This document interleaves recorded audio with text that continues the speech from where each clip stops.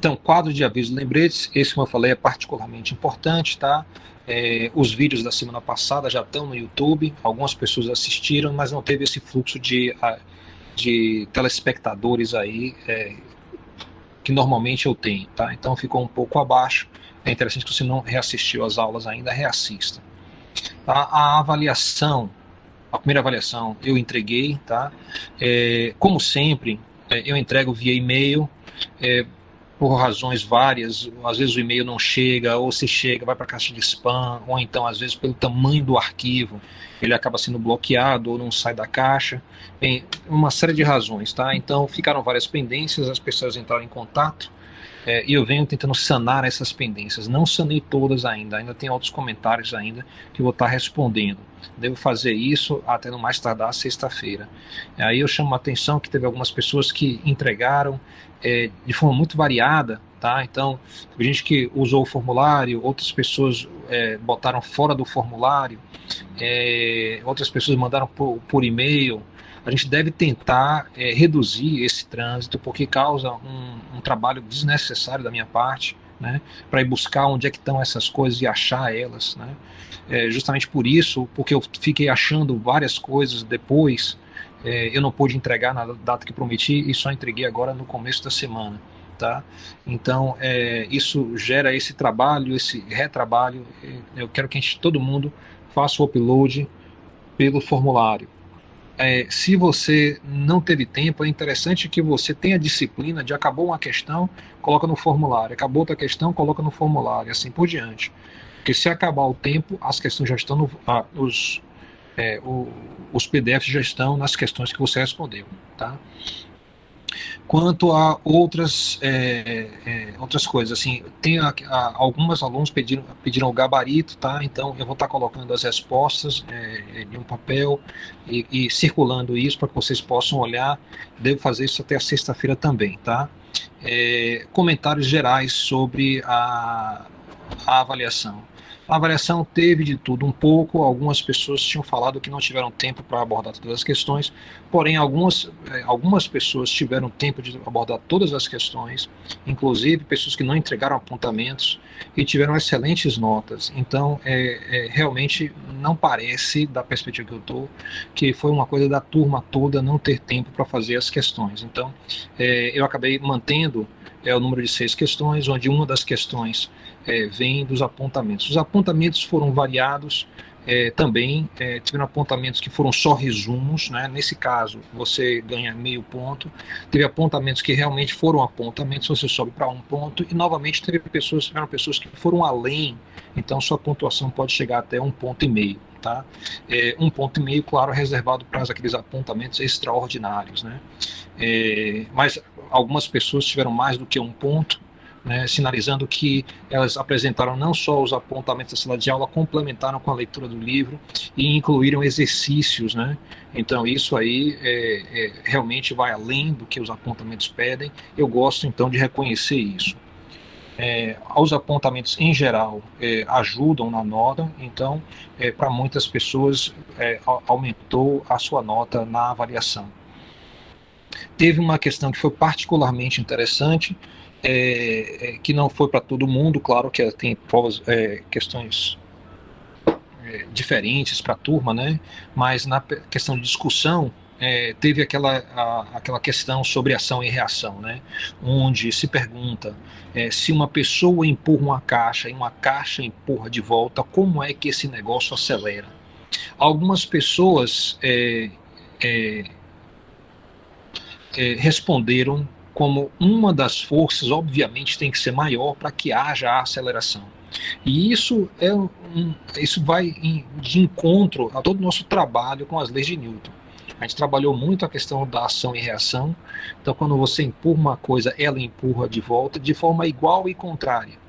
Aí, para as pessoas que tiveram dificuldade com essa questão, eu gostaria de observar o seguinte: lembre que a terceira lei de Newton, na minha apresentação das 3 leis de Newton, em uma linguagem simples, chamou a atenção que a terceira lei de Newton é uma lei antifantasma. Ou seja, se a força P não é exatamente igual à força P', isso quer dizer que quem empurra a caixa, ou a mão vai entrar na caixa, que representa a situação de fantasma, ou então a caixa vai descolar da mão da pessoa. Então, se as duas não forem exatamente iguais, vai ter que ter um fantasma empurrando a caixa, porque a mão da pessoa não vai mais tocar na caixa. Ou seja, ou as duas são exatamente iguais, ou você não mantém o toque durante a aceleração.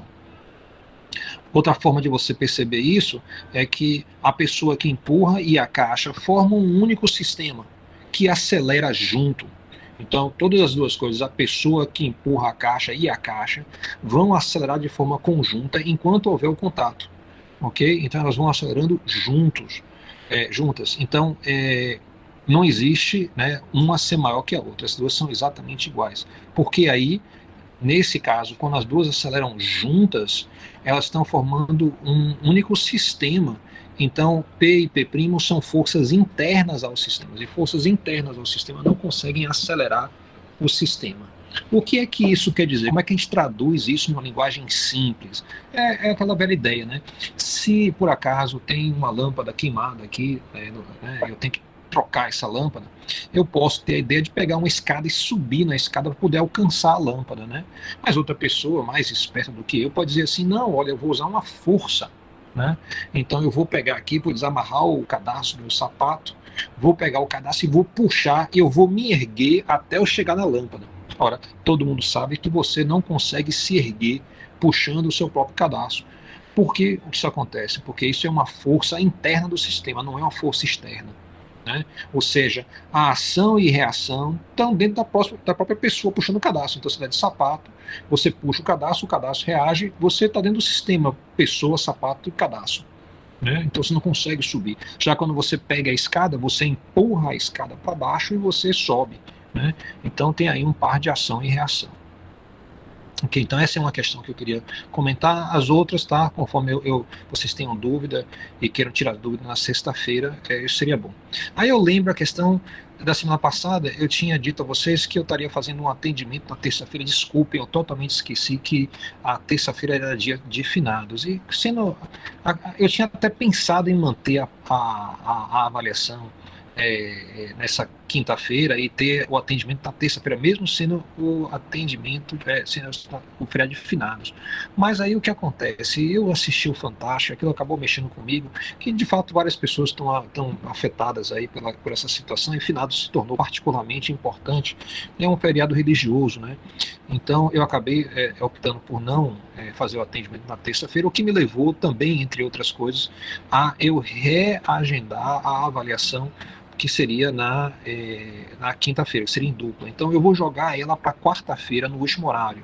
Então, próxima quarta-feira, no último horário, eu faço a avaliação em dupla. A gente vai até começar um pouquinho mais cedo, para você ter um horário e pouco, né, para você ter tempo de fazer o carregamento.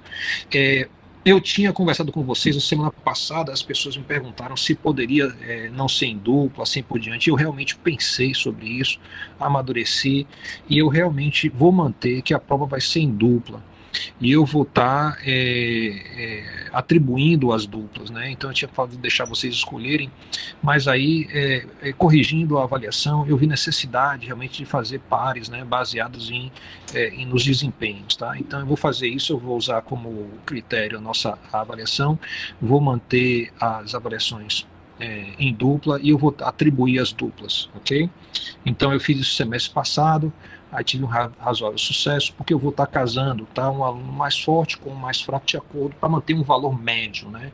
Então, isso vai dar uma potência média aí, isso dá, então, uma capacidade de realmente estar resgatando, estar discutindo, estar conversando e estar levando o material adiante. Lembro que essa avaliação em dupla é um momento de aprendizado, né? Então, eu espero que haja a conversa, que haja toda a movimentação e que leve a amadurecer o material. Diga. Por ser uma prova em dupla e vai exigir da gente um certo diálogo, pelo menos eu trabalho sozinho, eu não preciso, né, justificar o meu pensamento para mim mesmo. Como Sim. Vai ser em dupla, não acho que seria interessante aumentar um pouco mais esse tempo, Um pouco mais não, bastante, porque, por exemplo, se o colega ele questionar, por exemplo, por que você fez isso? Aí, no caso, você vai ter que explicar pro colega como é que foi que você chegou né, Tá. naquele Mas valor, você chegou eu naquela posso fazer ideia. isso, eu posso fazer isso. Então, eu vou aumentar, eu vou começar no primeiro horário da quarta-feira, tá? E vou dar talvez um pouquinho a menos do que os dois horários, mas vou dar a maioria dos dois horários, tá certo? Então, porque eu não acredito em tempo demais. Em tempo demais é uma situação ruim. Então, se você vou ter mais ou menos 4 questões para fazer em dupla. Então, de fato, aí deve consumir mais ou menos 1 horário e meio, que é o que eu pretendo atribuir para o mini teste, tá certo? Então, obrigado aí pela recomendação, vou fazer isso. Muito bem. Então, gabaritos, pendências, atividade experimental. Algumas pessoas já vieram tirar dúvidas da atividade experimental. Eu lembro a vocês que eu não coloquei uma data, tá? Porque realmente eu queria que vocês tentassem a mão no tracker para eu ver o fluxo de dúvidas, para eu poder tirar essas dúvidas. Eu vou estar em atendimento amanhã é sexta-feira, tá? Se alguém quiser tirar dúvida.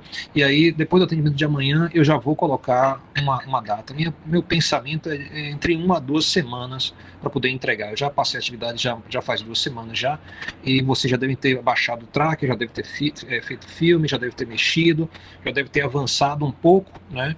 Então agora você tem condição de tirar dúvidas e a gente prosseguir. Então eu vou estar colocando aí uma data de entrega nas próximas 2 semanas, tá? Isso resolve a questão do experimento 2, tá? A atividade experimental 1 eu fiquei de entregar a vocês ainda devido ao problema do teste, que a primeira avaliação, a correção acabou dando muito trabalho. Eu realmente não entreguei a atividade experimental 1, que eu devo fazer isso até a sexta-feira, ok? Bem, aí mais ou menos fechei aí o quadro de avisos, tá certo? Alguém tem alguma pergunta, dúvida? Professor, Diga. Quem está a falando? atividade. Lucas, Aí, eu imaginei que era Lucas. Diga. a atividade experimental 2 vai continuar com o mesmo grupo do 1, ou pode ser individual, ou não? Não tem essa questão. A atividade experimental 2 eu coloquei flexível o número de participantes. Então, se você olhar lá no roteiro, ele acho que é de 2 a 4 alunos. Então, você pode refazer, não precisa não está preso à atividade 1, não. Está livre. Boa pergunta. Ok? Tranquilo. Lembro da necessidade de fazer a escolha, né, entre o lançamento oblíquo e o plano inclinado, né? Isso vai dar experimentos totalmente diferentes, com resultados diferentes, e justamente a gente quer ver isso, né? Quer ver essa riqueza, é a razão que tem essa variação. Depois eu vou compartilhar os trabalhos de vocês uns com os outros para vocês poderem dar uma olhada, tá? Ok, então, Professor, nosso itinerário de hoje, diga.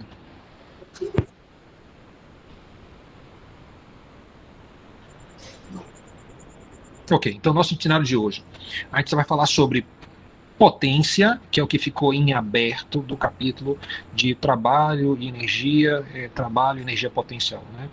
Então a gente vai fechar isso, a questão de potência mecânica. Depois a gente vai falar sobre momento e a segunda lei de Newton, né? Depois a gente vai falar sobre...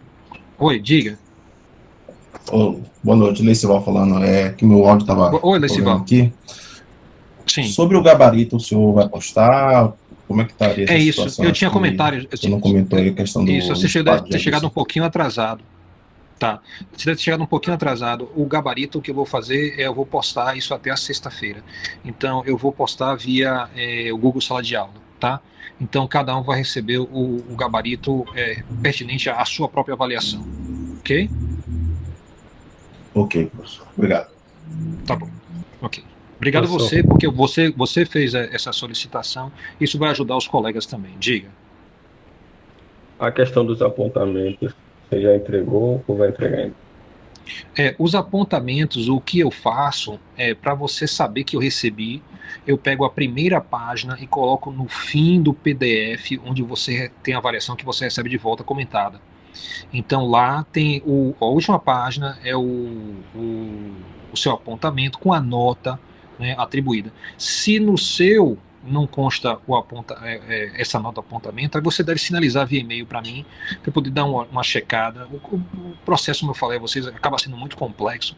Baixar PDF por PDF, consolidar para tantos alunos, e aí fazer a correção, né, de cada uma das questões, com várias provas diferentes. Então, às vezes, alguma coisa acontece, né, eu acabo não colocando junto. Me sinalize se você não recebeu, e aí eu comunico com você, e aí eu coloco o que eu tenho feito é, toda vez que dá problema o e-mail, eu faço uma postagem no Google Sala de Aula. Eu faço essa postagem só para o aluno envolvido. Então, quando eu posto alguma coisa, eu posso escolher para quem que eu posto. Então, por exemplo, digamos aí que um aluno acusou não ter recebido via e-mail. Eu verifico se eu mandei, então foi algum problema, o problema eu não sei qual é, não vale a pena depurar. Eu tentei fazer isso no semestre passado, mas dá muito trabalho. Então eu vou o quê? Eu vou na Google Sala de Aula, abro uma atividade, coloco ela na aba de atividades, na parte de material da disciplina, e aí você vai ter lá alguma coisa do tipo, João, sua avaliação está aqui. Né? Aí você lendo isso aí, você vai lá, procura, deve aparecer, se eu não me engano, aparece o aviso no seu próprio mural. Então no seu próprio mural você vai ver lá o link e você clica, vai dar nessa pasta de atividades. Se eu não me engano é assim, ok? Então esse é o sistema que acaba levando menos tempo. Eu não faço uma postagem individual para cada aluno porque é muito mais fácil passar o e-mail. E o e-mail atende a pelo menos entre 80% e 90% dos alunos. 10% dos alunos têm dificuldades que inclusive sobrevivem você tentar depurar. Então eu já tentei no semestre passado, ter alunos que não recebiam e a gente fez de tudo. E esse aluno continuava não recebendo. Então eu acabei desistindo desse plano e vou pro mural e coloco lá. Diga de novo. Pronto. Tá, então aí o seguinte. Professor? Quem está falando? Rebeca, é só uma observação com relação a essa postagem no mural. Eu só postou a prova de Dani no mural hoje, mas quem visualizou a postagem fui eu e avisei a ela. Não está aparecendo para mim agora não, mas de manhã, acho que foi de manhã. Não, isso foi questão de segundos. De fato isso aconteceu. Durante segundos, quando eu postei inicialmente a prova, eu não tinha selecionado justamente para quem era. Aí então eu peguei, travei isso e aí imediatamente e fiz a postagem só para ela. Mas obrigado, viu? Peço que se alguém teve acesso. Ótimo. Então, talvez outras pessoas receberam também, tentaram abrir, provavelmente não tiveram acesso, porque rapidamente eu já tinha reconhecido o problema e dei conta disso. Ok, mas agradeço, Rebeca, pela a informação. Muito bem. E só outra coisa, então, professor. No finalzinho da aula, eu queria tirar uma dúvida, particularmente sobre o meu experimento da minha equipe. É só para não esquecer, viu? Tá certo. Tá bom. Hoje é particularmente bom para mim, porque na quarta-feira não tenho aula seguida, sabe? Então esse horário de 8 horas, para mim, é tranquilo para tirar dúvida. Quem tiver qualquer dúvida, pode ficar no final da aula, a gente tira as dúvidas. Muito bem. Tá aí a nossa sequência, então é potência, momento e segunda lei de Newton, momento e energia cinética, conservação do momento, e a gente vai entrar com alguns exemplos, tá?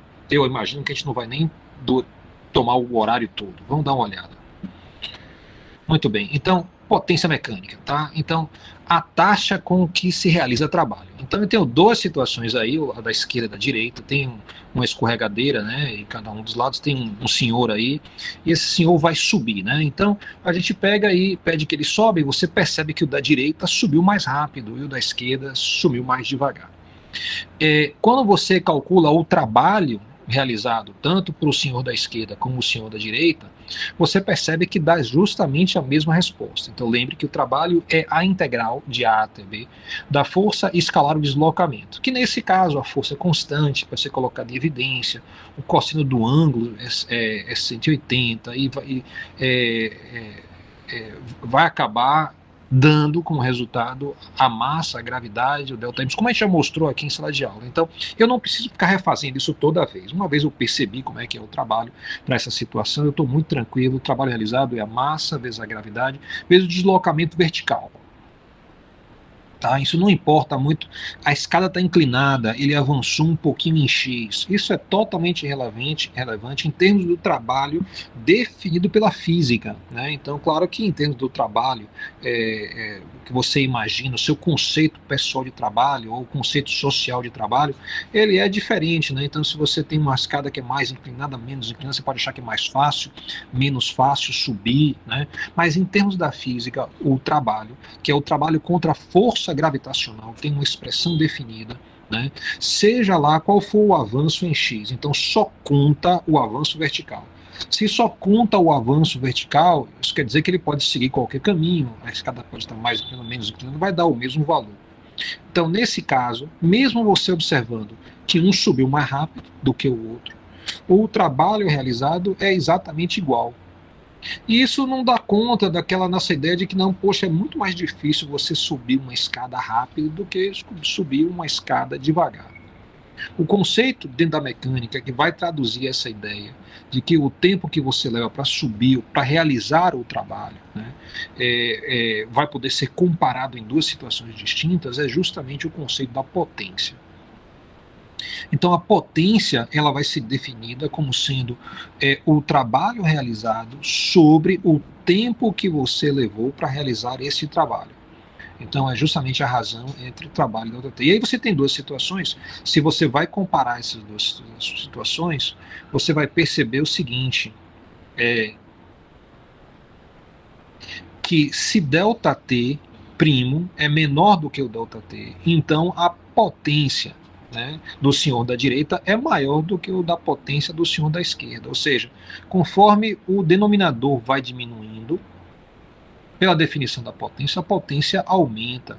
Então, justamente traduz essa ideia que se você realizar o trabalho em menos tempo, então foi uma coisa que é mais difícil, vai dar um valor de potência mais alto. Se você pensa aí em termos da potência mecânica, ela é definida como sendo o trabalho sobre o tempo, né? E a unidade de potência vai ser então o trabalho é dado em joule e o tempo é dado em segundo. Joule sobre segundo é a unidade de potência e nós atribuímos a essa unidade dentro do SI, que é o Sistema Internacional de Unidades, um apelido. Né? Então, o apelido é em homenagem a um cientista inglês, né, o James Watt, e ele é justamente o Watt, né? A gente pronuncia assim o Watt, W-A-T-T, né? E o símbolo é o W maiúsculo. Okay? Você deve reconhecer essa unidade, porque você vê em lâmpadas, né? Acho que é o primeiro contato que você tem com o watt são nas lâmpadas. Então você pode comprar no mercado lâmpadas de 7 watts, lâmpadas de 9, de 15 watts, né? Então esse valor você sabe que está atrelado justamente à luminosidade que você consegue a partir daquela lâmpada. Antigamente você tinha as lâmpadas incandescentes, hoje em dia você não tem mais. As lâmpadas incandescentes elas esquentavam, né? Então você poderia ter até um forno com lâmpadas dentro. Se você botasse lâmpadas com quantidade de watts baixa, né, você teria então um forno que aquece pouco, e se você tivesse muitas lâmpadas com watts altos, né, você teria então um forno que aquece muito. Ou seja, eu estou fazendo a ponte aqui entre a ideia da potência mecânica e da potência elétrica, tá? Então quando você vê a potência escrita em uma lâmpada elétrica, ali está se pensando, né, na potência elétrica da lâmpada. A potência elétrica da lâmpada é definida como sendo a tensão, que é dada em volts, multiplicado pela a corrente, que é dado em amperes. Então, a potência elétrica vai ser a tensão vezes a corrente. E claro que a potência elétrica ela foi construída, né, como uma extensão da potência mecânica. Então, quando você fala de watt dentro da mecânica, esse vai ser o mesmo watt que tem lá dentro da parte da elétrica, né? Então, totalmente comparável, você pode migrar uma potência da outra, você pode converter potência mecânica em potência elétrica. Okay? Então, totalmente compatível. Só que a gente tem, mais usual, né, você ter esse primeiro contato na parte elétrica. Porém, quando você vai para motores elétricos, né, que vão transformar energia elétrica em energia mecânica, você também vai ter lá os watts, né? Quando você vai para o chuveiro também, os chuveiros também vão estar rotulados, né, com a potência, né, que eles têm capacidade de colocar à disposição, né, do usuário. Então, não é incomum você ter, por exemplo, 2.200 watts em um chuveiro elétrico, né, em uma área residencial. Muito bem, então aí você vê que esse é um conceito que ele vai desde a mecânica, eletricidade e magnetismo, ele passa também pela parte térmica, que eu acabei de falar, de aquecedor, né? Então é uma daquelas ideias fundamentais da física. Muito bem, aí você tem um exemplo, né? Determine a potência necessária para um homem de 70 quilos subir uma escada de 2 metros de altura vertical em um tempo de 20 segundos e aí 30 segundos. Para a gente ver, então, comparar o que é isso, o que é que dá. Tente fazer, tá? E aí vou dar alguns minutinhos para você tentar fazer. Fiz uma seleção de exercícios mais simples aí, para você poder estar tentando a mão durante a aula, né? A gente conversou sobre isso na semana passada. Se eu não me engano, foi a Rebeca que trouxe isso. Ok, tente fazer. Onde você tem uma escada e você tem uma pessoa que está subindo essa escada. Essa pessoa tem uma massa de 70 quilos, que é usual para uma pessoa, e ele vai deslocar seu centro de massa, tá, um total de 2 metros. Então note a importância desse conceito de centro de massa, tá? É com base nele que a gente faz a conta da mecânica. Ok? Então o trabalho realizado. Outra coisa, na avaliação, algumas pessoas estão usando gravidade como sendo 10, outros valores mais esquisitos. Então, lembrar, a gente usa como padrão 9,8 metros por segundo ao quadrado. Então, se todo mundo segue esse mesmo padrão, fica bom, inclusive, para corrigir, para comparar, né, para ver o gabarito. Se tem diferença, eu vou usar 10. Olha, a gente já está em uma fase onde 10 faz diferença. Então, assim que a gente faz contas com calor, a IG não pode ser mais 10, tem que ser 9,8. Okay? Então, tem uma série de situações assim, onde vai dar diferença. Então, se fizer de um jeito, fizer de outro, vai dar 2 valores diferentes se você usar G igual a 10. Okay? Então, tomar muito cuidado. Tá? A gente está sempre com 9,8, nosso padrão. A gravidade é conhecida como sendo a gravidade média é 9,81, né? Eu uso 9,8. Em Simões Filho, se eu não me engano, é 9,7662, né? Então tem algumas outras coisas que entram e influenciam. A gente usa o valor médio 9,8. É uma boa simplificação, já é suficiente. Então eu tenho para o trabalho gravitacional, a gente tem a força pelo deslocamento. A força é a força da gravidade. Posso botar um Gzinho aqui, tá? Em módulo. Lembre que quando eu não boto o vetor, isso quer dizer que é o módulo, tá? Então quando eu escrevo assim, isso é importante. Quando eu escrevo f de g, eu quero dizer módulo de f de g. Isso quer dizer que esses valores aqui sempre vão ser positivos. Então, eu sempre vou ter valor maior do que 0. Maior ou igual a 0. Quando eu falo f de g y, então isso aqui é o módulo de f de g que multiplica o seno, geralmente é o seno que vai estar abordando, Então, vezes o seno do ângulo θ. E como aponta para baixo, θ é 270 graus. Tá? Então, isso que vai dar menos mg. Okay? Então, ficar atento quanto a essa nomenclatura, essa simbologia que a gente usa. Tá? Então, F de g vezes d, massa vezes a gravidade, vezes o deslocamento vertical, que é o ΔY. Tá? Então, eu vou ter aqui a massa, que foi 70 quilos, vezes a gravidade, que é 9,8,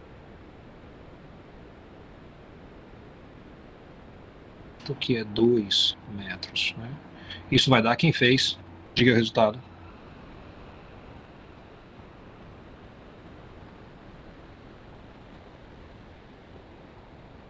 Nesse caso eu multipliquei por 10, eu não fiz a gravidade valendo 9,8. Tá. Então, é por isso que eu peço que sempre traga a calculadora, porque em avaliação você vai estar usando a calculadora e a sua proficiência vai ser justamente aproveitada, né? Então, eu tenho 1.372 joules. 1.372 joules. Eu posso, então, calcular a potência. Lembro que a potência é um escalar, tá? Então, é um escalar. Eu falei para vocês que nesse material que a gente está fazendo agora, a gente ia ter muito menor uso de vetores. Então, os vetores aparecem nas definições, por exemplo, do trabalho, que também é escalar, a potência também é escalar.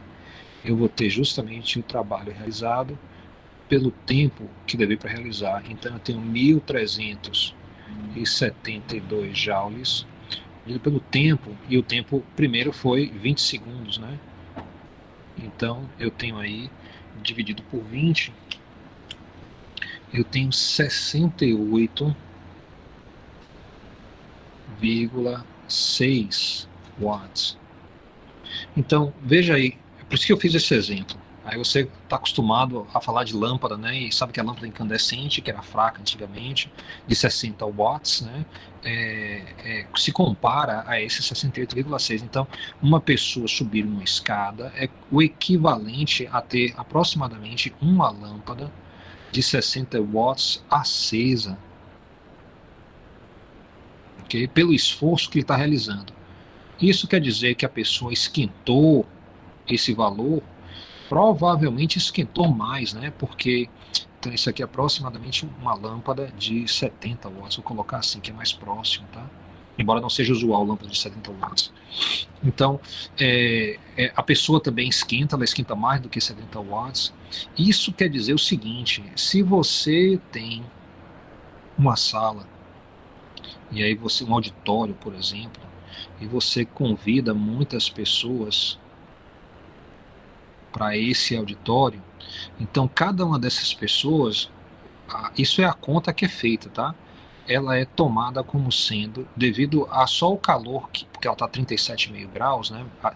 Então isso é acima da temperatura ambiente de 25 graus, então cada pessoa é vista como uma lâmpada de 200 watts.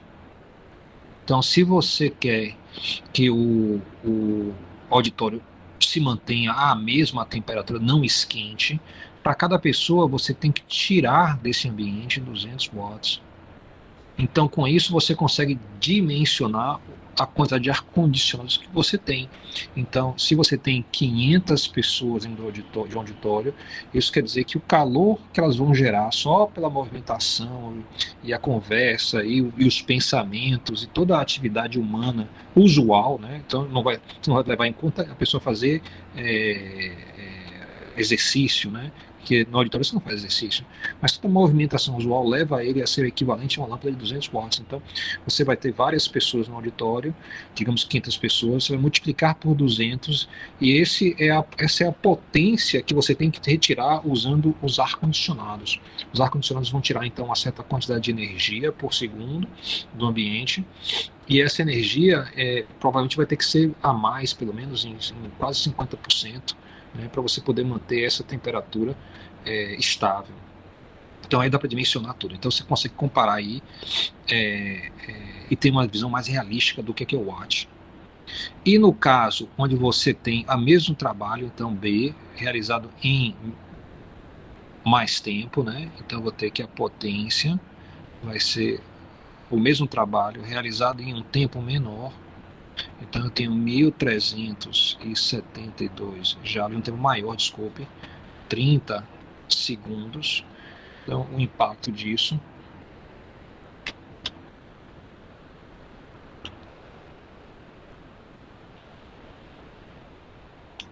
vai dar 45, aproximadamente 45,7 watts. Você vê que faz diferença você ir mais rápido, mais devagar, né, para fazer alguma coisa, para subir uma escada. Então, tá aí o exercício resolvido. Voltando aqui à nossa apresentação. O que foi que Newton disse, tá? Quando a gente pensa em segunda lei de Newton, o que foi que ele falou? Ele falou, a segunda lei, que um puxão ou um empurrão muda a velocidade de uma coisa. Não foi bem isso que ele falou. Isso foi uma forma que a gente encontra para apresentar as leis de Newton para você, marinheiro de primeira viagem. Tá? Então, isso só é válido quando a massa é constante. Então, no exemplo colocado aí, eu tenho 2 blocos, esses blocos têm massa constante. Então, segundo a lei de Newton, fica assim. Mas não foi isso que Newton disse. Bora ver o que é que Newton disse de fato. Muito bem.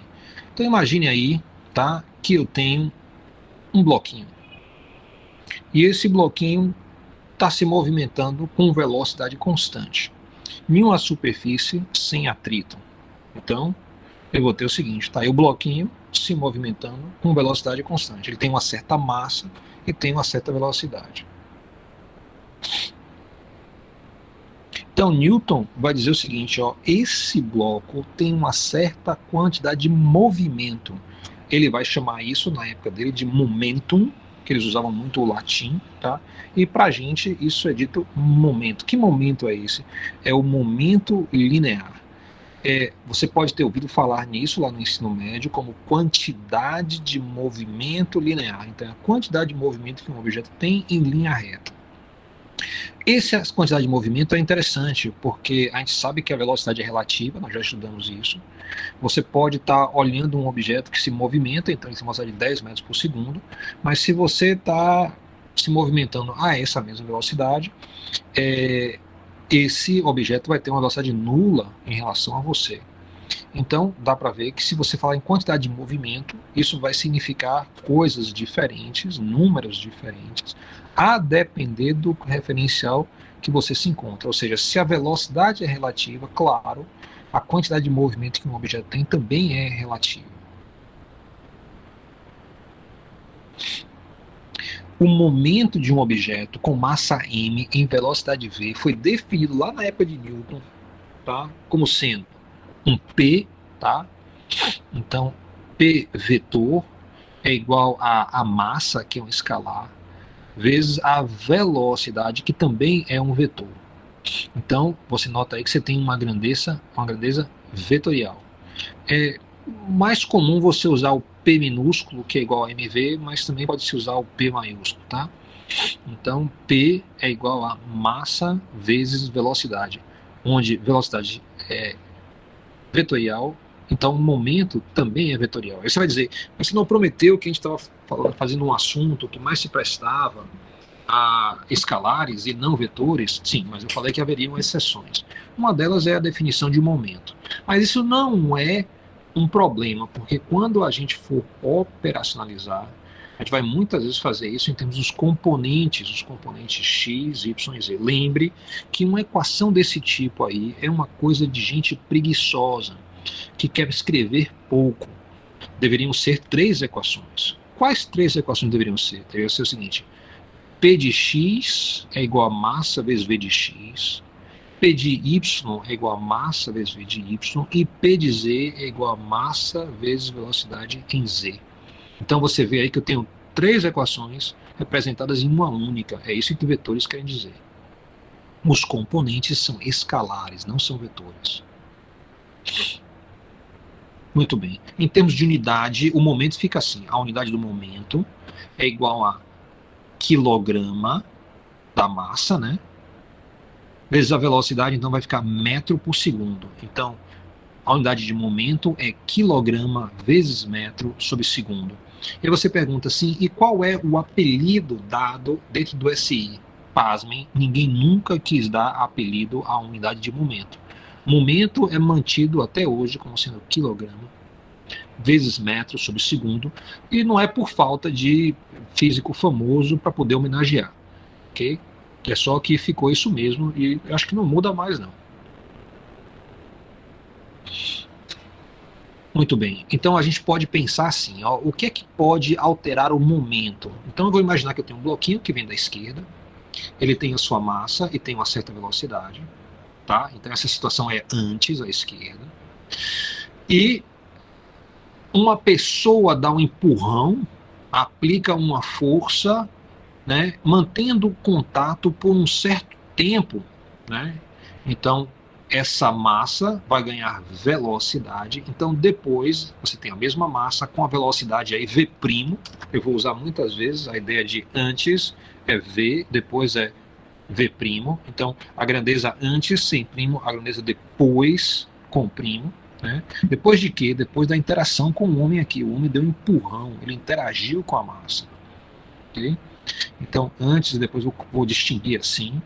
E você nota então que ele alterou a quantidade de momento da massa, né? Porque momento é massa vezes velocidade, então se a velocidade aqui é, por exemplo, 2, e o massa é 1, fica 1 vezes 2 é 2, se ele empurrou, a velocidade virou 4, então tem 1 vezes 4, vai dar 4 quilogramas vezes metro por segundo. Então ele fez a alteração disso. Newton vai chamar isso de impulso, ou seja, o que é capaz de alterar o momento? É justamente o impulso. O impulso é representado pela letra J, tá? E ela vai representar justamente essa força, né, que foi aplicada durante um certo intervalo de tempo. Note aí o tempo de contato entre o homem e o bloco. O impulso é a atuação de uma força por um intervalo de tempo e é igual à variação da quantidade de movimento. Então, quem descobriu isso foi lá na época de Newton. Descobriram que o impulso, tá, que é a força atuando por um certo intervalo de tempo, vai ser igual, né, à taxa de variação da quantidade de movimento, né, a variação, né, da quantidade de movimento. Transformando isso em equação, fica assim. Então, o impulso, que é definido como sendo a força vezes o tempo. Note aí que eu tenho, então, que o impulso é um vetor, é igual à força, que é um vetor, multiplicado por um escalar, que é o tempo de contato. Tá? O impulso também vai ser igual à variação do momento. Então, aqui eu tenho delta P. Então, a variação do momento vai ser sempre momento final menos momento inicial. Então, ΔP sempre é momento final menos momento inicial. Então, como eu estou usando P', tá? Vai ser P' menos P. Ok? Então, se eu tenho essa situação onde houve o contato, né? Ele deu um empurrão, você notou que a velocidade aumentou. Então, eu tenho que o tamanho do vetor, tá, antes era menor do que o vetor depois, ou seja, o momento aumentou porque ele aplicou uma força nesse objeto. A unidade de impulso é Newton vezes segundo. Ok? Newton então achou a segunda lei dele, e foi assim que ele enunciou a segunda lei dele. Foi nesses termos, tá? Ele aqui iguala essas duas quantidades e isola a força. Então ele fala a força é definida como sendo a taxa de variação do momento. Então a força, por definição, é a taxa de variação do momento. E foi assim que Newton escreveu no livro que ele publicou lá por volta de 1690, chamado Os Princípios. Então ele não escreveu lá força é igual a massa vezes aceleração, porque essa situação Força é igual a massa vezes aceleração. Não é válida em todos os casos onde existe força. É só válida em alguns dos casos. Em quais casos a força é igual a massa vezes aceleração? Quando a massa é constante, não muda. Então, essa situação que eu tenho aí. Note que a massa não muda. Tem uma massazinha desde o início até o fim. Não mudou. Então, justamente, observe se a massa é constante. Então, eu posso fazer a seguinte conta. O vetor F, que é definido como sendo a taxa de variação do momento, tá? O momento, eu sei, é a massa vezes a velocidade, então eu posso substituir aqui.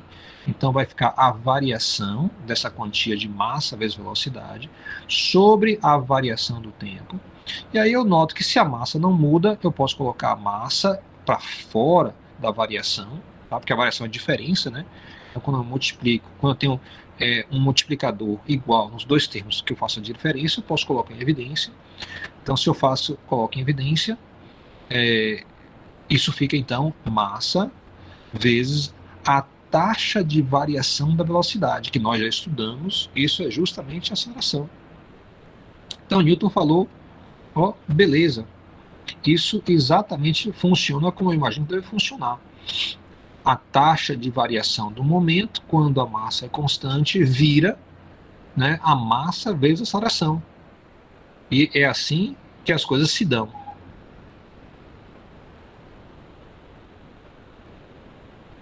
Bem, vamos imaginar uma outra situação. Então, Newton está agora olhando aí uma outra situação. Digamos que eu tenho um bloquinho, uma única massa antes. Ela possui uma velocidade v. Ok? Então, se eu tenho a massa vezes a velocidade, ela traz uma certa quantidade de momento, tá? Então, imagine agora que ela vai passando aqui em uma região onde eu tenho condição de colocar uma segunda massa em cima desse bloco. Então, eu, de forma cuidadosa, boto a massa enquanto vai passando, tá? E essa massa, tá? Eu vou colocar não instantaneamente, em um certo intervalo de ΔT, que tem que ser muito pequeno, mas ele existe, né? Então, eu vou colocar ali a massa, vai levar um certo intervalo de tempo para ela se acomodar em cima do objeto em movimento. Pronto. Aí eu consigo colocar a massa em cima do objeto. Tal que depois você vai ter o seguinte, as duas massas agora se movimentando. É uma coisa que Newton verificou na época. Que se ele faz isso de fato, você verifica que se as duas massas são iguais, quando você coloca uma em cima da outra, numa parada inicialmente, colocando em cima de uma que se move, né, e as duas vão começar a se mover juntas, né, então a velocidade do conjunto cai para metade. Ok? Então ele observou que isso acontecia. Então, olha, ele está dizendo aí, olha, tá? A quantidade de momento não mudou. Por quê? Porque antes eu tinha P é igual a massa vezes velocidade, tá? Depois eu tenho duas vezes a massa vezes a velocidade depois. Mas a velocidade depois é a velocidade antes dividido por 2. Se eu substituo aqui, então vai dar isso aqui, Eu vou estar multiplicando por 2 devido à massa, mas dividindo por 2 devido à diminuição da velocidade. É isso que você espera. Se você está correndo assim, vem correndo, né? Aí chega, você passa de uma pessoa. Essa pessoa lhe dá um objeto pesado. Coloca assim na sua mão, um objeto pesado. Você, na hora que pega isso, você já dá uma diminuída, né? Aquele objeto causa uma certa diminuída na sua velocidade. Então, isso é uma coisa que a gente reconhece, né, de forma intuitiva. Note aí, então, que o 2 corta com 2 e vai ficar massa vezes velocidade igualzinho no início. Então, quando a gente fala que a quantidade de momento se conserva, a gente quer dizer, então, que o momento antes é igual ao momento depois, vetorialmente. Mas se um é igual ao outro vetorialmente, é claro que eles são iguais também em módulo. Então, o módulo do momento antes é igual ao módulo do momento depois. A expressão de o momento linear se conserva, é dito assim, se você somar, né, o vetor momento antes ao vetor momento depois, isso deve dar zero. Né, se os dois são iguais. Né? Um tem que ser igual ao outro. Vou dizer assim, a diferença vai dar zero, fica melhor. Observe que o momento é um vetor. Ele é aditivo por ser vetor. Vetor segue soma e multiplicação por escalar, a gente já conhece. Ele também é aditivo, ou seja, além de somar, ele também se conserva, né? Então, se conserva no tempo, né? Entre antes e depois. Muito bem. Agora, vamos ver o que acontece. Então, já olhou para o conjunto, o que acontece, foi a primeira linha. A gente falou que o momento é igual a massa vezes velocidade antes, depois também se colocar o segundo bloco em cima, continua sendo massa vezes velocidade. Note que ninguém empurrou o bloco, né? E aí você tem que P, o módulo de P igual a P'. E aí você pode pensar assim, e para o bloco 1, o que acontece? Vamos dar uma olhada. Vamos olhar nosso sistema. Lembra que sistema é quando você atribui foco a uma parte do conjunto. Então eu vou focar na massa de baixo, que eu chamei de 1. Tá? Então, antes, o momento dela é massa vezes velocidade. Se você calcula o momento dela depois, é massa vezes velocidade primo, mais a velocidade primo é igual a velocidade antes sobre 2, porque diminuiu. Então, o momento depois é massa vezes velocidade sobre 2, que é metade do momento inicial. Ou seja, houve uma variação do momento, né, do bloco de baixo. E a gente sabe que a variação do momento, dividido pelo tempo que levou para fazer essa variação, que foi o tempo de acomodação da massa 2 em cima, né, é uma força. Então, se você olha a direção dessa força, você vai descobrir que ela aponta para trás. Ou seja, é o que você sente mesmo. Quando você vem correndo, que passa perto de uma pessoa, e essa pessoa lhe dá um objeto massivo, né, com muita massa, você pega aquilo e é como se você estivesse tomando uma pancada para trás.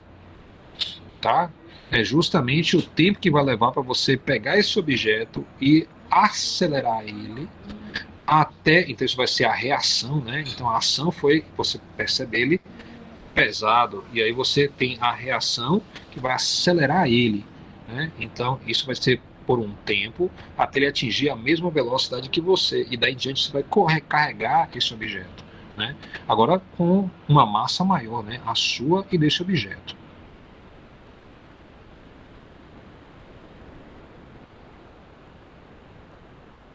Então, note que nesse caso o momento antes em módulo é maior do que o momento depois. Note aí que no primeiro exemplo a força foi para frente, né? No segundo exemplo a força foi para trás.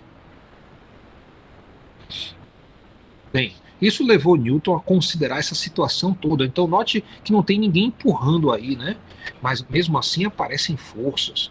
Então aparecem forças quando você tem mudanças de massa. Então ele foi sensível a isso. Então ele falou, olha, por definição, a força de Newton é dada como sendo. Então a gente falou que a força é a taxa de variação do momento, ou seja, ΔP sobre ΔT. Quando você toma o limite disso aí com ΔT tendendo a zero, isso vira uma derivada. É a derivada do vetor momento em relação ao tempo. Isso é a definição de força, né? Então note que quando você pensa, né, na força é igual a derivada do momento sobre o tempo, você pode substituir o momento por massa vezes velocidade. Então tá aqui, ó, eu fiz na segunda linha. Eu peguei a força, que definição é a derivada do momento, substitui no lugar do momento massa vezes velocidade vetor. Então agora eu tenho uma derivada de um produto. E a gente estudou isso lá no cálculo. A gente sabe como é que se faz isso. Você deriva o primeiro em relação ao tempo e multiplica por o segundo e soma ao primeiro, né, multiplicado pela derivada do segundo em relação ao tempo.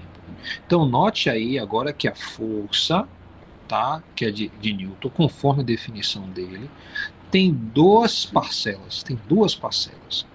Uma primeira parcela que depende da taxa de variação da massa, mais uma segunda parcela que depende da taxa de variação da velocidade. Se a massa é constante, a derivada da massa em relação ao tempo é zero, e esse primeiro termo some, e você estaria estudando, né, aquilo que a gente viu em todo o ensino médio, que é a força igual a massa vezes a aceleração, porque a aceleração é a derivada da velocidade em relação ao tempo.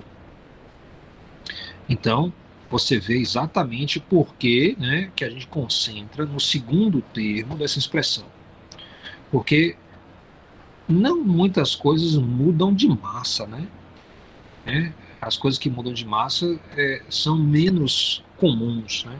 Quais são exemplos de situação onde você tem algum tipo de força que vai ser gerada por uma taxa de variação de massa?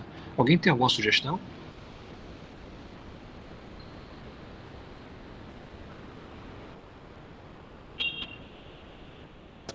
Pode repetir a pergunta? Você tem aí o seguinte: a força pode ser gerada por uma variação da velocidade. Então, isso é questão que eu dou um empurrão em alguma coisa. Se eu dou um empurrão de alguma coisa, eu mudo a sua velocidade. Se eu empurro, né, dou o mesmo empurrão em menos tempo ou mais tempo, eu vou ter uma força maior ou menor. Mas tem uma primeira parcela nessa força, onde depende da taxa de variação da massa. Okay? Então, vocês conseguem imaginar alguma situação onde você tem movimento provocado pela variação da massa?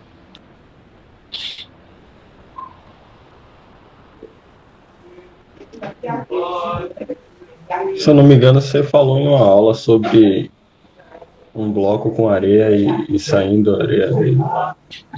Isso é uma possibilidade. Você tem algum tipo de carregamento que tem uma certa quantidade de areia e está caindo. Mas a situação mais comum, tá, vai ser justamente quando você tem um foguete. Então eu coloquei a imagem de um foguete aí, porque um foguete você enche ele de combustível, tá? E esse combustível vai ser tudo jogado para fora atrás do foguete. Então, você tem foguetes, às vezes, de brincadeira, até na Olimpíada Brasileira de Astrofísica, né? De Astronomia, desculpa, a Olimpíada Brasileira de Astronomia. Você tem lançamentos de foguete que são garrafas PETs cheias de água. Então, seu objetivo é jogar aquela água para trás, né, e o foguete ir para frente, né, um clássico caso de ação e reação. Vinagre com bicarbonato. É outra situação. Você tem a situação de você tem água, então você bota uma bomba de bicicleta e você bombeia ar para dentro da garrafa que tem água, então aí você dispara dessa forma. Você também tem a situação de você aumenta a pressão da garrafa misturando na água bicarbonato de sódio e vinagre, né? E aí tem uma reação química, isso borbulha, aumentando a quantidade de gás e, por consequência, a pressão, tá? Mas o interessante é que você ali tem movimento, mas não tem fogo. Né? Porque às vezes a gente está acostumado a dizer assim, olha, não, você toca fogo de um lado do foguete, o foguete de São João, por exemplo, ele sobe. Né? A gente esquece que aquilo ali está brilhando porque tem uma reação química. Essa reação química é exotérmica. Ela sendo exotérmica, ela vai liberar muito calor. Às vezes a quantidade de calor é tanta que faz com que as moléculas que estão ali naquela vizinhança se movimentem com tanta velocidade que elas brilhem, tá? Então, quando elas se movimentam com muita velocidade, batem umas nas outras, elas formam o que é chamado de plasma, e plasma sempre brilha. Então, o que é plasma? Plasma é justamente um estado da matéria. Se você olha uma vela e você vê a chama é plasma, tá? Tem uns videozinhos no YouTube também, muito interessantes, onde as pessoas, inclusive um aluno meu já fez esse experimento, né, fez os vídeos e até postou na internet na época. Ele pegou, não vá fazer isso em casa, você tem que estudar primeiro, saber o que está fazendo, tá? Você pode danificar a coisa, mas ele pegou uma vela, acendeu e colocou dentro do micro-ondas, né? Em cima dessa vela ele colocou um copo de vidro invertido, né? Para ele poder, tal que não apagasse a vela, então que a vela ainda pudesse ficar acesa dentro do copo, e não se fosse um copo grande bastante para não esquentar o copo e rachar o copo, porque o copo é de vidro, né? Então ele dimensionou tudo certinho, colocou uma vela dentro do copo, e aí ele ligou o micro-ondas. Você pode procurar na internet, você vai achar vídeo desse tipo. Aí o que acontece?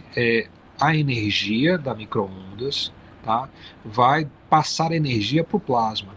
E aí você vai ver uma coisa interessante, porque você está acostumado a ver o plasma ficar preso ao pavio da vela. Então a vela tem um certo paviozinho e essa chama fica ali presa.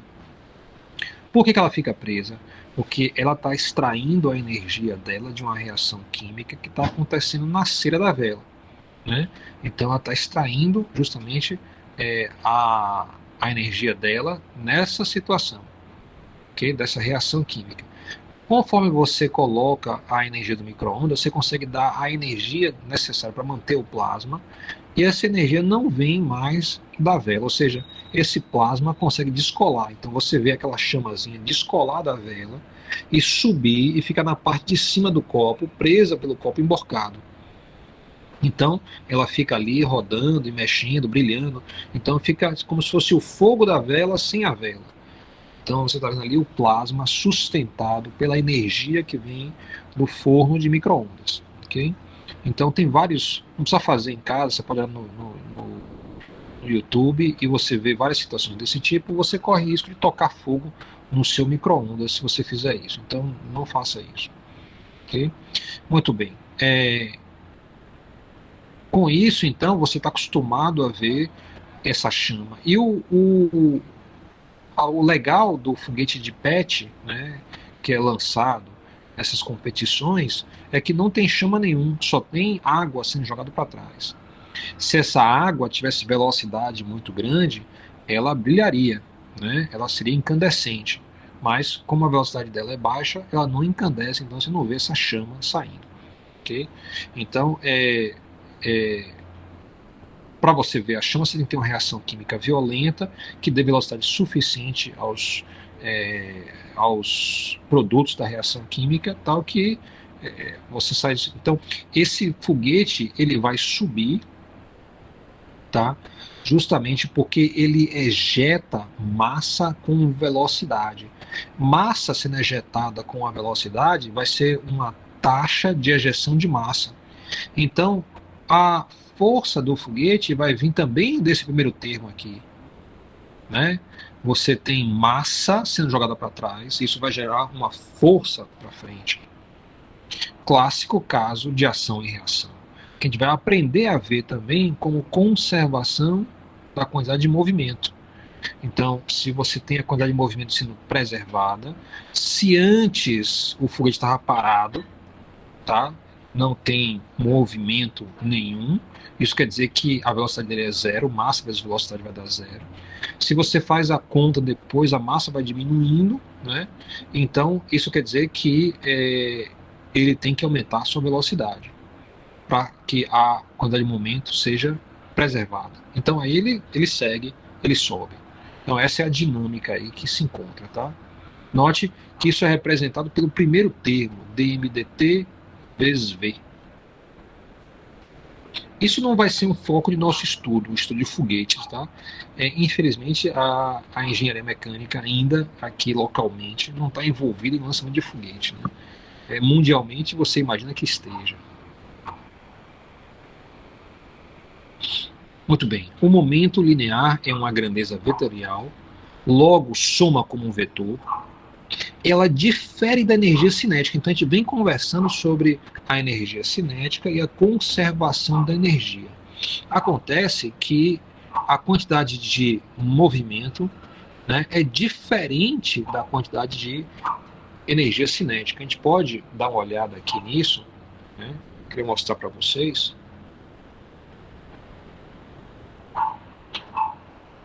a energia cinética, tá? Por definição, ela é igual a K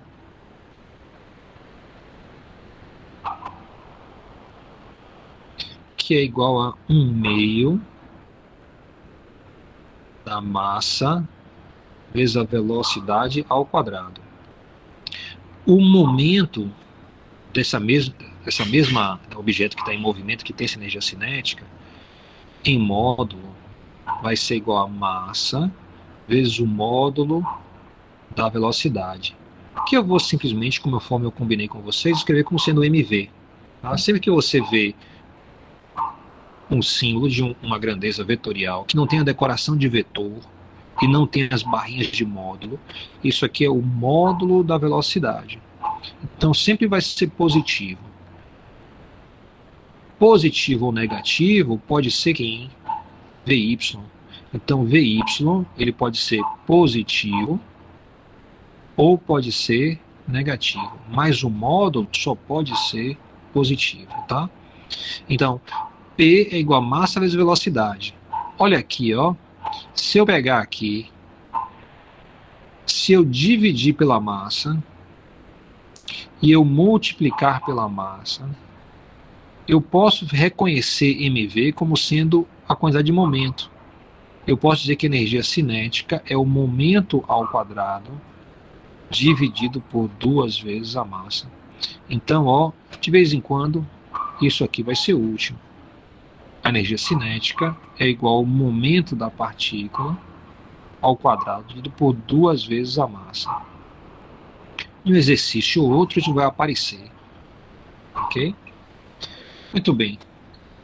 Isso mostra que energia cinética é uma coisa, momento é outra. Principalmente, veja aqui o quadrado, ó. Tá vendo? Isso muda tudo. Muito bem. Então, difere da energia cinética. A energia cinética é uma coisa, a energia cinética pode se conservar ou não, né? O momento linear é outra coisa e também pode se conservar ou não. O momento linear se conserva quando não há dissipação de energia. Então, se não dissipar energia, você vai ter a conservação do momento linear. Então, quer dizer que as duas vão se conservar juntos, muitas vezes, né? Os componentes, tá, do momento linear são conservados independentemente. Isso quer dizer aquela história que a gente falou do vetor, né? Sempre que uma equação, eu tenho uma equação vetorial, eu sei que eu tenho 3 equações em termos de componentes. Ou seja, se eu digo que o momento se conserva, é verdade que o momento em x se conserva, o momento em y se conserva, o momento em z se conserva. Então, a quantidade de movimento em cada um dos seus componentes vai também se conservar. Escrevendo isso em equações, fica assim, ó. Se você tem vários objetos, tá? Então I pode ser de 1 até um certo valor n. O momento é a soma vetorial de cada um. Então a soma de cada um é simplesmente a massa vezes a velocidade. Então, para o primeiro objeto, eu tenho o momento desse primeiro objeto, vai ser a massa dele e a velocidade dele. O momento do segundo objeto vai ser, então, a massa desse segundo objeto, então m2 vezes v2. Geralmente, as nossas questões vão ter no máximo 2 objetos, né? Então, a gente vai ter sempre P1 e P2. Então, eu vou ter P1 é M1V1, P2 é M2V2. Simples. Pela conservação do momento linear, tá? Para uma interação na qual a energia se conserva, eu vou ter o seguinte, ó, que o momento antes é igual ao momento depois. Eu disse a vocês que eu vou usar o primo, né, essa linhazinha, como sendo as quantias depois da interação. Então fica fácil a gente estar olhando isso e ver, ó, o que está explicitado aqui. O momento antes é igual ao momento depois. E o que é que essa equação quer dizer? Olha, lembre que essa equação que é vetorial, na verdade, é uma forma preguiçosa de escrever 3 outras equações. Então eu vou ter o momento em x antes é igual ao momento em x depois. Então lembre que momento em x é a soma dos momentos. Então isso aqui é P1x antes mais P2x antes vai ser igual a P1x depois mais P2x depois, entendeu? Então, P, essa segunda equação quer dizer a mesma coisa, que a soma dos momentos antes é igual à soma dos momentos depois. E o mesmo acontece em Z, só que a gente falou, já mencionou isso, ter três coordenadas, três dimensões independentes, só vai ser muito importante lá no magnetismo. Até a gente chegar no magnetismo, boa parte dos nossos problemas podem ser reduzidos a duas dimensões, exceto um único caso, que vai ser quando a gente tem rotação. Sempre que você tem rotação, você precisa de três dimensões. Alguma pergunta aí? Vamos aplicar isso em alguns exercícios. Tá? Então, suponha que você jogue uma bola de massa igual a 0,40 kg contra uma parede. Ela colide com a parede quando está se movendo horizontalmente para a esquerda. Ela inicialmente tem uma velocidade de 30 metros por segundo para a esquerda. Então, note aí que a gente vai pensar isso como sendo velocidade negativa, né? Retornando depois da colisão com a parede, então a interação que existe para definir o antes e depois é a pancada na parede. Tá? Então, retornando também horizontalmente, tá, para a direita com uma velocidade de 20 metros por segundo. A pede, calcule o impulso da força resultante sobre a bola durante sua colisão com a parede. Então, a bola bate na parede. Se você já viu animações, ou quer dizer, vídeos de alta velocidade de uma bola batendo em uma parede, você sabe que a bola deforma enquanto bate na parede. Então, se ela deforma, quer dizer que ela começou tocando muito pouco e depois ela ficou tocando muito na parede, né? Toca em um ponto, aí essa região de contato vai crescendo por causa da deformação, tá? E depois se torna um valor máximo, e aí a bola começa então a voltar. Quando volta, a área de contato vai diminuindo até a bola realmente deixar de tocar na parede. Então isso leva um certo tempo, né? Então, parte B fala, sabendo que a bola permanece em contato com a parede durante 0,01 segundos, isso é um valor razoável para uma bola de tênis que você joga na parede. Ache a força horizontal média que a parede exerce sobre a bola durante a colisão. Então note aí que a gente vai entrar o conceito de força média, tá? Então, claro que se ela começou tocando um pontinho, mas depois passou a tocar uma boa parte, ela virou uma panqueca, né, na parede, então a força a cada instante vai ser diferente, mas dá para você falar de força média, ok? Então a força durante o impacto muda, né? Tem valores muito diferentes durante esse impacto, mas a gente pode falar da força média durante o impacto. Então a gente quer saber aí duas coisas: calcule o impulso da força, depois calcule a força média. Faça isso, tá? Tente fazer. Depois a gente faz junto no Jamboard. Então a letra A pede o impulso, tá? A letra o impulso é um J, que por definição vai ser a força que multiplica o tempo de contato da força.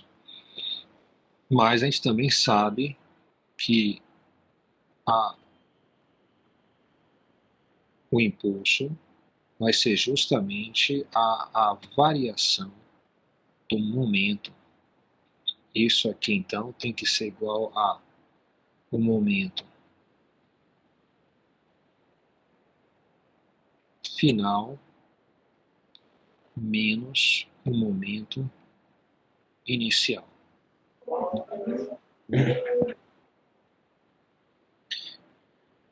Vou passar logo para o componente x, tá? Então, isso vai me dizer que é o módulo de P final x menos o módulo, deixa eu colocar melhor, rotação em componentes.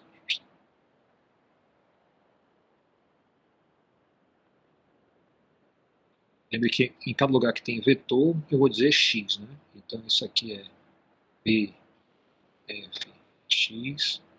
menos PIX. Muito bem, se eu faço essa conta aqui, eu vou ter então o seguinte, o módulo de P, que vai ser a massa, vezes a velocidade final, vezes o cosseno do ângulo para antes, né? Botar 1 para ser antes, mais ou menos, né? M, a velocidade inicial. Vou colocar um 2 aqui, né? Aqui embaixo tem escrito 2. E aqui MV é cosseno do ângulo 1. Então, aqui, tá? Para depois, note que ela está indo para a direita, né? Ao longo do eixo X.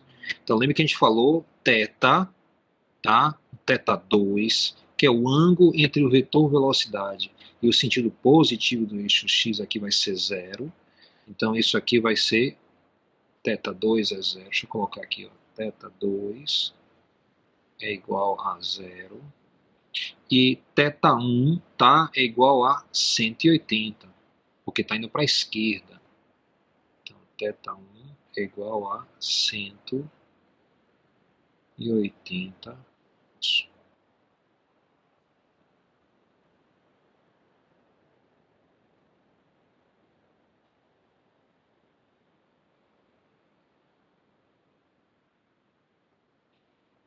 Isso quer dizer que cosseno de θ2 vai ser igual a 1 e cosseno de θ1 é igual a menos 1. Menos com menos vai dar mais, e eu vou ter o seguinte, vamos colocar aqui os valores. Eu vou ter a massa M, é 0,4 quilos, que multiplica a velocidade 2, que é 0,2. Desculpa, é 20, né?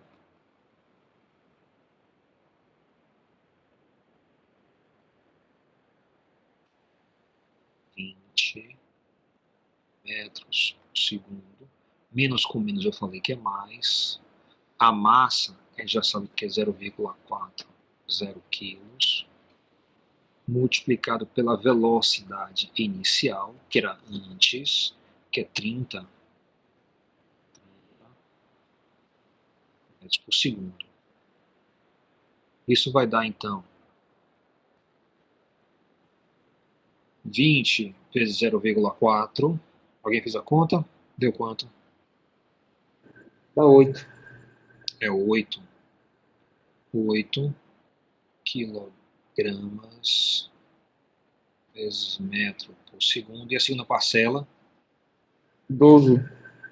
12. Então eu tenho 12 quilogramas vezes metro por segundo. A soma, então, Professor, diga. essa velocidade da segunda parcela não é menos 30, não? Não, porque a gente já está com menos aqui, ó. Tá vendo? Se você... É isso que eu estava chamando a atenção. Você pode ser mais formal ou menos formal. Você pode dizer, olha, dá para ver que o componente final ele é positivo e o componente inicial é negativo. Você consegue ver isso? Ó, o componente aqui, ó, depois, ele é positivo, está para a direita, e o componente 2 é negativo. Aí eu mostrei por que isso é assim. Mostrei porque a gente fala que o momento, componente x, vai ser o módulo do momento vezes o cosseno do ângulo. Então a gente faz o módulo do momento é massa, vezes o módulo da velocidade, vezes o cosseno do ângulo. Então deu mais um aqui, tá vendo? Isso justifica o nosso sinal mais. E aqui, ó, deu menos 1, que justifica o sinal menos. Como é uma diferença, eu vou ter menos 1 parcela negativa, então vai dar positivo. Então, nós estamos fazendo exatamente a mesma coisa. O que você sugere e o que eu estou fazendo é exatamente igual. Vai dar 20 kg metro por segundo. Esse, então, é o meu impulso. É o módulo do impulso. Falta direção e sentido. Note que deu, tá, para o componente x, ó, deu um valor positivo. Então isso quer dizer que eu vou ter o componente, o vetor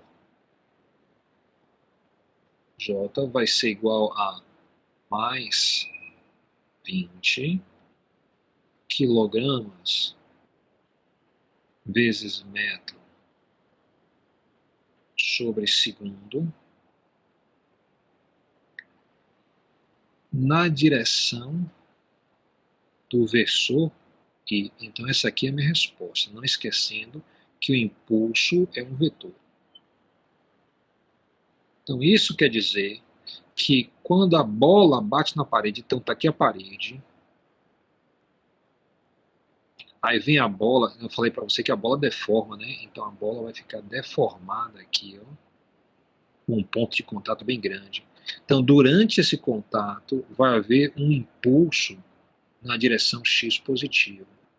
Então o impulso é para a direita, então deu um valor positivo. Se fosse negativo, o impulso era para a esquerda. Então você vê que nossos sinais estão saindo redondos, né? Então muito bem. A parte B pede a força média. Então eu sei o seguinte, que pela equação aqui, ó, eu vou ter que a força, vou botar um mzinho aqui, só para dizer que é média, tá? Vai ser igual ao impulso em módulo dividido pelo tempo de contato, delta T. Então, substituindo os valores, eu vou ter 20 quilogramas vezes metro sobre segundo, indo pelo tempo de contato, que foi 0,010 segundos, tá? E se você faz essa conta aí, isso vai dar quanto? 2.000. 2.000 newtons. Para você ter ideia, quando você joga uma bola de tênis, assim, meio com toda a sua força, a força que você usa é por volta de 60, 80 newtons, né? Naquele 1 metro de contato. Você tem contato, geralmente você lança mais ou menos 1 metro, assim, né? Você está soltando a bola. Isso vai dar, então, 60 newtons. Note que é aí que a pancada, tá, vai dar uma força de 2.000 newtons. Por isso que a bola deforma, né? 2.000 newtons é complicado. Muito bem. Então, essa aí foi uma questão.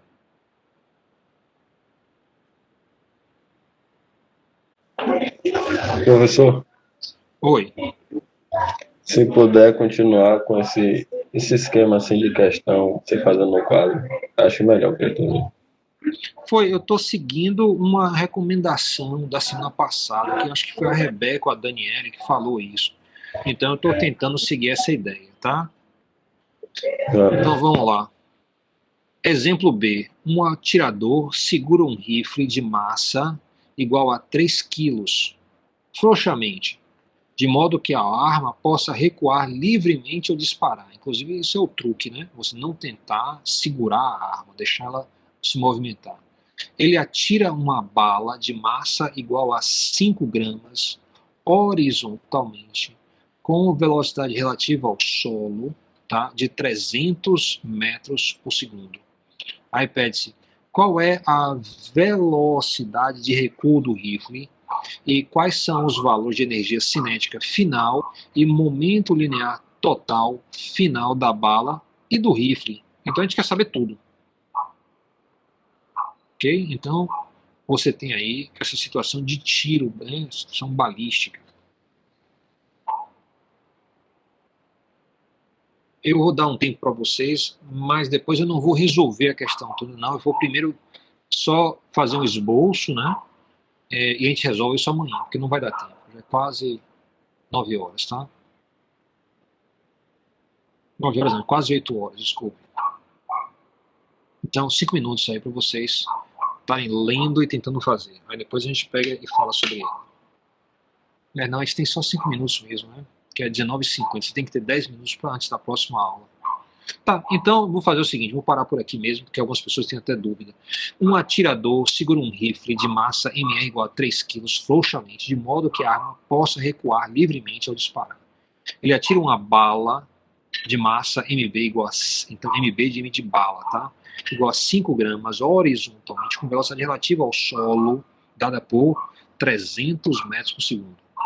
Pede-se, primeiro, qual é a velocidade de recuo do rifle? Você vai usar aí a conservação do momento. Ou seja, rifle e bala antes tinha 0 de momento. Rifle e bala depois, né, somados, tem que dar esse valor 0. Ou seja, o momento positivo da bala, se nós disparar na direção X positiva, tem que ser em módulo igual ao momento negativo, né, do rifle e bala, ou da bala, do rifle ricocheteando, né, voltando aí, recuando livremente. Então, essas duas passadas têm que ser igual. Aí você vai tirar, disso aí você tira uma relação entre a velocidade da bala e a velocidade do rifle.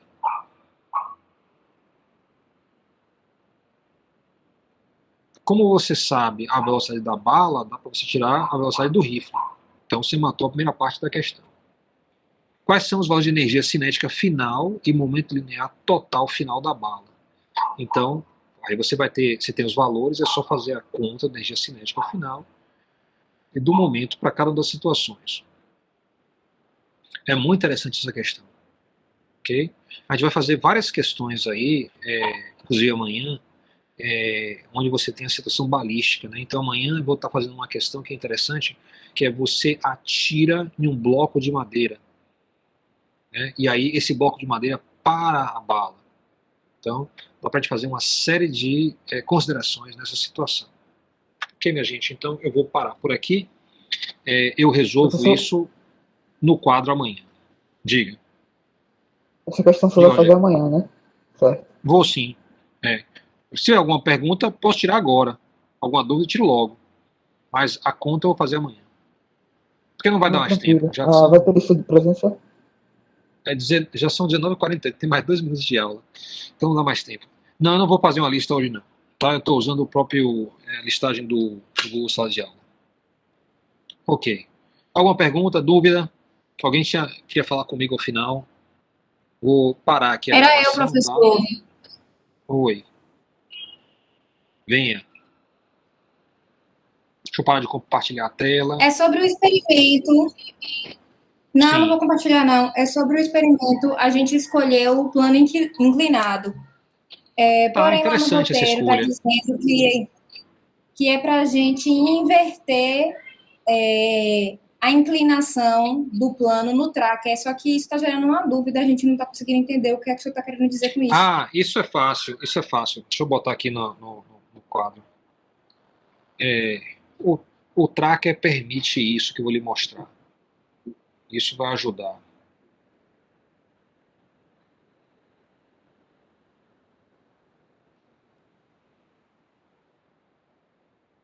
Tá vendo aí a tela? Tá carregando. Agora foi. Ok. Tá. Então, repare só. Você tem aí, digamos, um plano inclinado.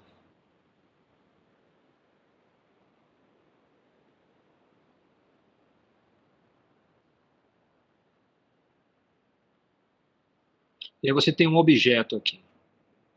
Que aí você usa uma réguazinha, alguma coisa, você bota uma régua aqui, uma coisa aqui, para segurar ela. Né?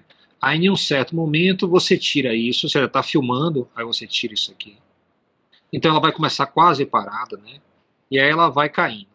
Conforme as chapas vão sendo feitas, né? Então ela se movimentou para cá, depois se movimentou para cá, na próxima, aqui por diante, assim por diante, tá? Então, quando você vai usar o tracker, a primeira coisa, uma das primeiras coisas que você vai fazer é definir o sistema de coordenadas. Então, para quê? Para estabelecer a escala, né? A escala entre quantos pixels você tem na tela e quanto isso representa na realidade. Então, geralmente quando você filma, você quer, por exemplo, colocar uma régua de metro aqui em algum lugar, Você botou aqui bem pertinho, uma régua de metro aqui. Então você sabe que isso aqui é 1 metro certinho. Então você pega essa aqui está a imagem, né, a sua imagem, você primeiro clica na bolinha em cada uma das chapas e você vê o movimento. E você pode então clicar aqui e aqui para definir o tamanho da régua. Aí você fala, essa régua tem 1 metro. Okay? Isso vai dizer ao tracker como é que ele numera o sistema de coordenadas. Então tem o sistema de coordenadas aqui. Então para facilitar o jogo, geralmente você quer pegar, então aqui é X, aqui é Y, você quer pegar, arrastar isso aqui e colocar justamente no ponto inicial. Ou então aqui, em algum lugar de referência padrão. Então, você vai colocar aqui, opa, essa é a linha mais esquisita que eu já fiz. Então você buscou o sistema de coordenadas e colocou ele aqui, ó. Então aqui é o X, aqui é o Y. Note que pelo meu desenho, deixa eu mudar a cor aqui, ó, eu vou ter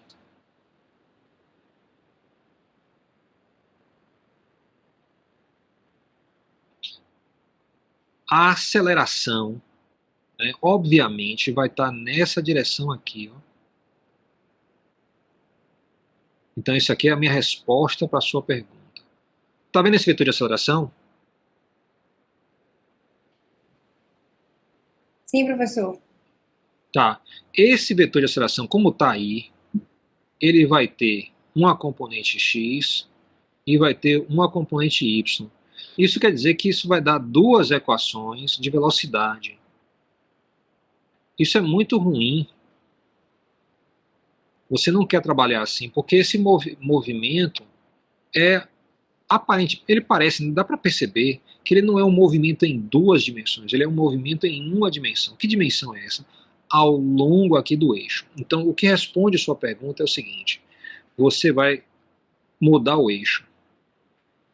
O tracker permite rotacionar o eixo. Na hora que você rotacionar o eixo certinho, ele se reduz a 1 dimensão.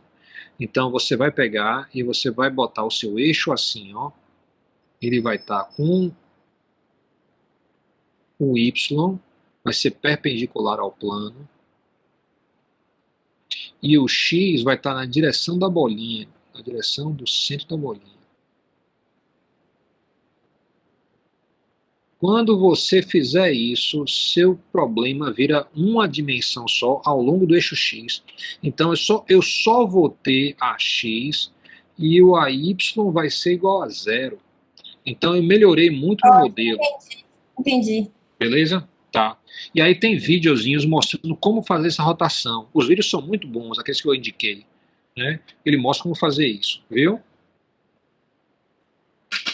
Tá bom, professor. Obrigada. Boa noite. Beleza, faça isso que seu trabalho vai ser reduzido pela metade no mínimo. Tá bom, boa noite. Professor, muito obrigado pela aula aí. Boa noite. Beleza. Até amanhã. Boa noite você também. Tchau, tchau. Tchau pra todo mundo, tá?